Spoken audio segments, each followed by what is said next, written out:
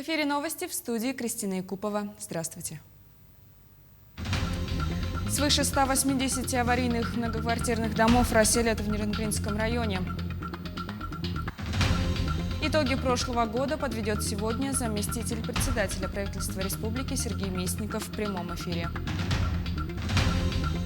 День Святого Валентина отмечают сегодня во многих странах.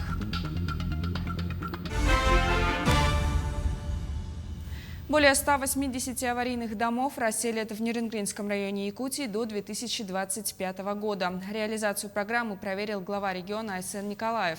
В целом в республиканскую адресную программу переселения граждан из аварийного жилищного фонда включены 186 многоквартирных жилых домов общей площадью более 83 тысяч квадратных метров. Это дома, которые признаны аварийными до 1 января 2017 года. В Нерюнгри в программу попали 60 домов, в Серебряном Бару – 7, в Чульмане – 81, в Энгринском и Венкийском национальном наследии – 26, в Беркаките – 12.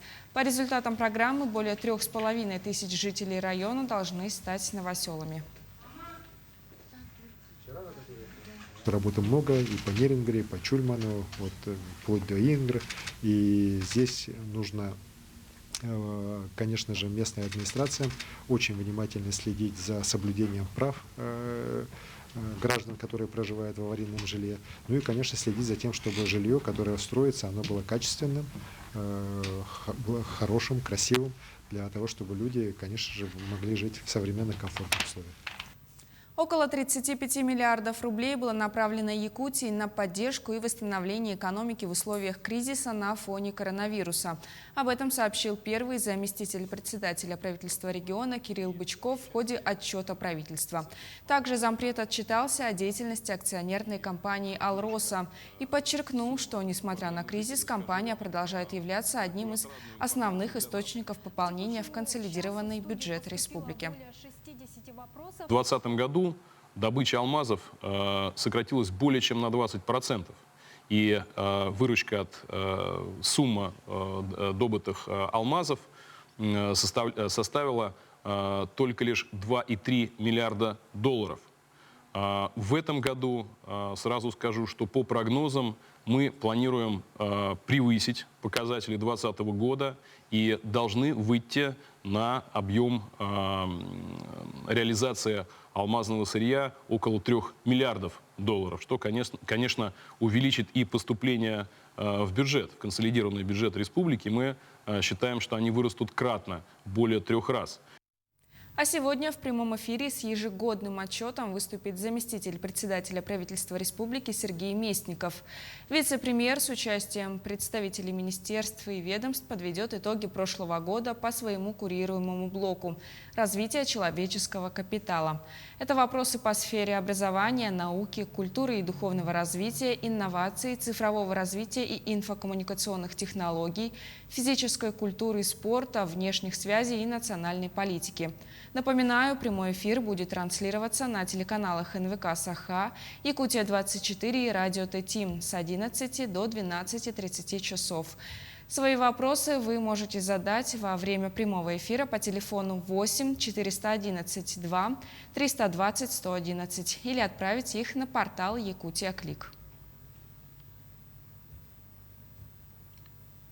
В рамках благоустройства столицы исполняющий обязанности мэра Якутска Евгений Григорьев накануне совершил объезд по нескольким участкам города.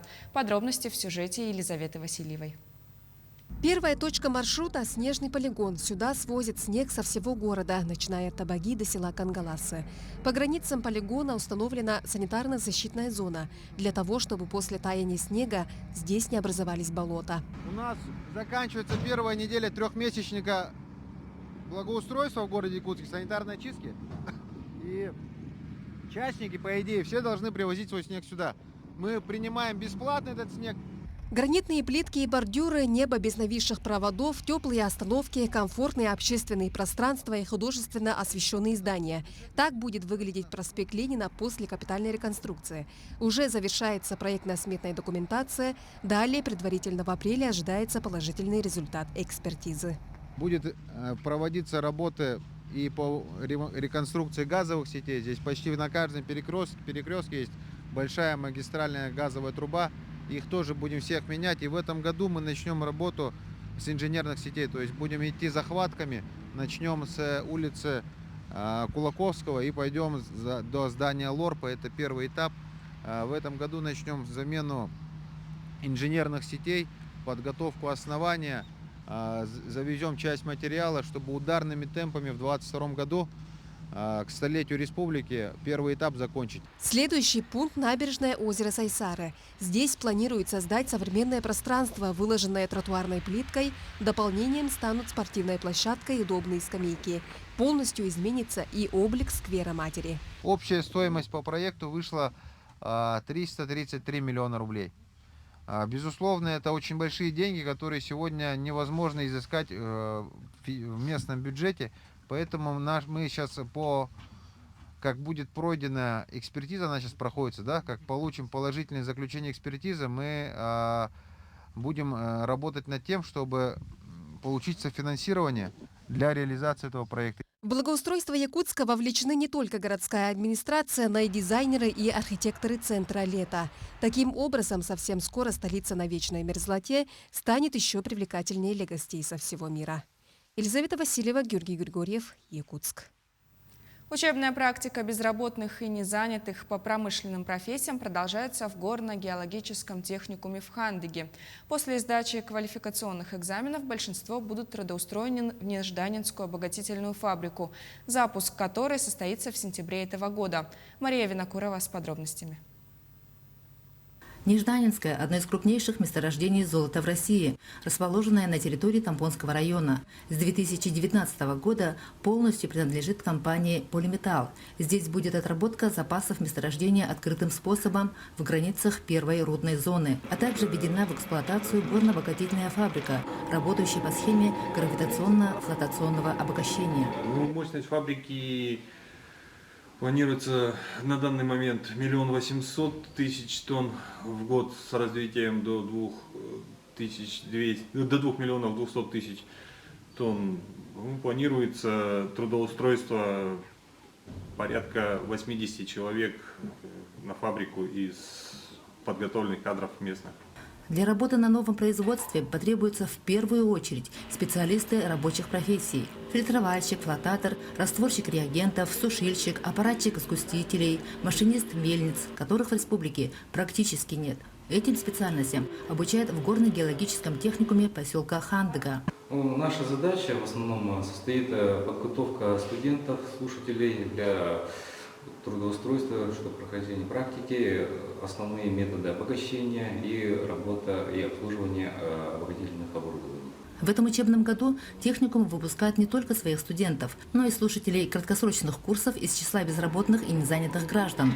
Около 100 человек со всех уголков республики. После учебной практики и сдачи экзаменов слушатели курсов поедут на производственную практику. Я приехал с села Намцев, в центр занятости, направил на это обучение, на эту работу. Стало интересно, и зарплата достойная, стабильность. Учеба воспринимается хорошо, вроде не сложно, можно учиться, работать. Приехал из города Якутска, я учусь на дробильщика. Это подготовительная стадия обогащения. Мы дробим руду на 3 стадии крупности. Я доволен, что осваиваю новую специальность, увижу интересные места и будет новая работа. Основную часть рабочих на обогатительную фабрику начнут набирать с лета. В сентябре штат должен быть сформирован полностью. Мария Винокурова, Богдан Тиянич, Хандыга, Тамбонский район. Диктант по якутскому языку написали жители столицы республики накануне. Текст был взят из художественных произведений народных писателей Якутии. В Национальной библиотеке собралось ограниченное количество людей из-за пандемии. Если раньше приходило по несколько десятков человек, то в этом году в одном зале находилось по 5-6 человек. Чтобы не терять масштабность мероприятия, желающие присоединились к акции с помощью социальных сетей. В прошлые года ставились, например, оценки. Люди вот буквально так удивлялись, когда у них было столько ошибок. И вот это как бы уже идет, да, вот с каждым годом они хотят подтянуться. Сегодня во многих странах мира отмечается День Святого Валентина или День всех влюбленных. Праздник существует уже более 16 веков, и у него есть виновник, христианский священник Валентин. Он был настоящим романтиком, так как его любимыми развлечениями было мирить поссорившихся и помогать писать любовные письма и дарить цветы. А сотрудники лондонского зоопарка помогли главе семейства обыкновенных беличьих обезьян проявить галантность и поздравить его 7 спутниц жизни с Днем всех влюбленных. Мешочки, украшенные тематическими сердечками, прикреплены к стволам деревьев. Обезьянки с интересом извлекают из них личинки мучных червей, а затем с аппетитом поедают лакомство. Несмотря на то, что подарки заготовили для всех, были зафиксированы случаи, когда представительницы прекрасной половины вида цыпкохвостых обезьян из рода Саймири пускали в ход кулаки, отстаивая свое право первой открыть заветный мешочек. Ареал обитания беличьих обезьян – тропические леса Южной Америки. А трассу для бобслея на своем приусадебном участке построил житель Латвии. На это у него ушло 6 лет и 50 евро. Подробности знает Артем Сторонов. Житель латвийской деревни Руена Айвис Берженс поднял идею зимнего катания на санках на новую высоту. Он решил соорудить у себя на приусадебном участке настоящую бобслейную трассу. По словам мужчины, который на основной работе занимается стрижкой овец, он хотел, чтобы его дети зимой не проводили все время на диване перед экраном телевизора или компьютера. На создание трека у него ушло около 6 лет и всего 50 евро. В качестве трассы он использовал старые водопроводные трубы, а для упорных стенок разобрал платяные шкафы, которые было жалко выбросить.